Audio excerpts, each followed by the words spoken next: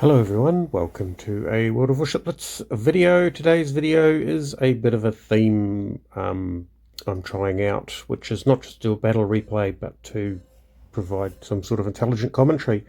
So I suppose this is really the prelude to the French destroyer line, which hopefully arrives at some point. So it's in the PC, and generally what happens is that following the PC release of something, eventually it makes its way through into Blitz. We probably have the British destroyer line will arrive first, maybe the Soviet battleship line, but hopefully the French destroyer line makes it here, because in the meantime all we've got to enjoy is the Aigle at tier 6 and Le Terrible at tier 8. Now the Terrible has probably two extremely useful roles, and one of them you're seeing here. It is absolutely a mad capper. And what I mean by that is that if you're in a single cap map and you have a Le Terrible on your team, you better head for that cap, because you are going to take that. So as you could probably see there, I could get inside the cap in the Le Terrible, take the cap, and almost get to the center before, and definitely take it before any other ship could make it even inside to contest it. So you might get a bit of competition from something like a Tashkent, but anything else, there's no way. So that is one of the roles, and there's been very many games where I've gone around in Le Terrible and taken multiple caps. I think 4 has been my record or something like that. The other role it has, believe it or not, is that it's a very inviting target. People like to fire at destroyers, and as you can see, I'm taking a lot of incoming fire but not a lot of successful hits, unless of course I ram that island, and then yeah, that becomes pretty embarrassing. So it can, strangely enough, tank a lot of damage, but you've got to keep your speed up, and what I try and do is keep that speed boost. Now I've used one of them to get into the cap, because that's boosted my initial start speed to nearly 55 knots, which is absolutely insane, and completely nothing can compete.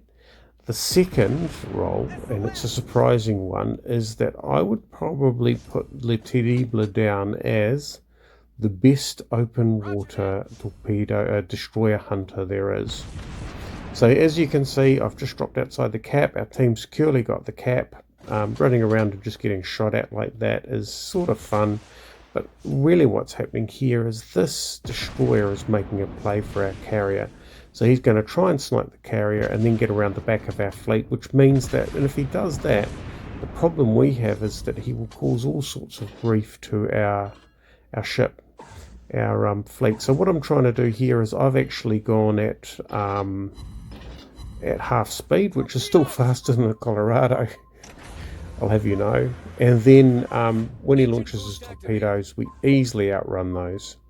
So he's going to launch some more, we'll go the other way, and this is where we excel, because we are loading our rapid reload. I have my commander at tier 10 or level 10, so we get the extra 25%. This guy's got a bit of off angle, so we're not getting as many shots, but if they run parallel, you absolutely murder them. And you've got to keep the range open, and try and keep a bit of a turn on. Try and throw off the aim of those torpedoes. And even if they do throw the torpedoes at you, if you've got that speed boost, generally you just pump that once, and you're going fast enough that you can see the torpedoes. It almost like puts the torpedoes in slow motion. So we're just going to wait here, keep the speed in, keep the nose in, turn the guns round to the other side, because he's going to make a break for it up the north, and there he goes. Now he's going to try and outrun us, which of course is going to be an abject failure, because he's only in a slow old Benson. Even a Tashkent might be able to make a run for it, but it wouldn't have the agility to dodge the shells. So something like a Tashkent with its rapid reload is a bit of a danger. The Z-23, yeah, if it gets the jump on you, it can be a bit of a pain, but essentially that rapid reload, that long range firepower and that rapid reload, there we go, we found them. He's probably launched torpedoes in front of us, so there we go. And in we go. 16 seconds. Every 3 seconds we're firing off our HE. Yep, not quite got him there. He will have launched torpedoes. Where are they going to go?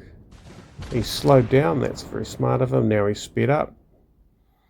So, I mean, the shells take a long time to get there because of the range, but because of the range, his dispersion and his accuracy is actually, yeah, well, good luck with that.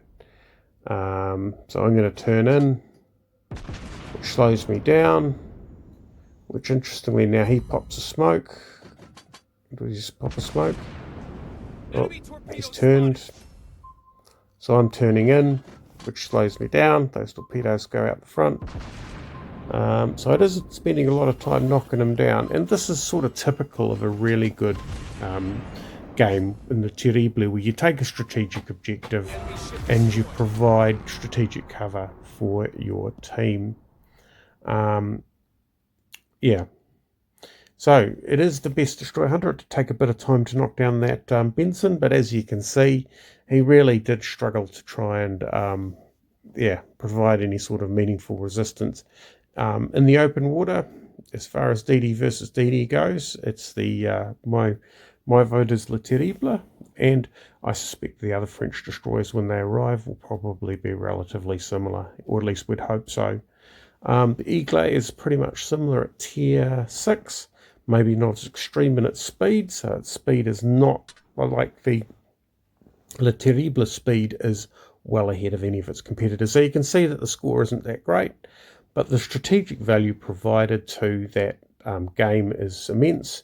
Grabbed the cap, held the cap, and basically kept their destroyer, quite a powerful destroyer. The Benson, if it gets in amongst your team, can wreak absolute havoc. Kept it out of play. Anyway, that's Le Terrible, best open water DD hunter. Thanks for watching. Catch you next time.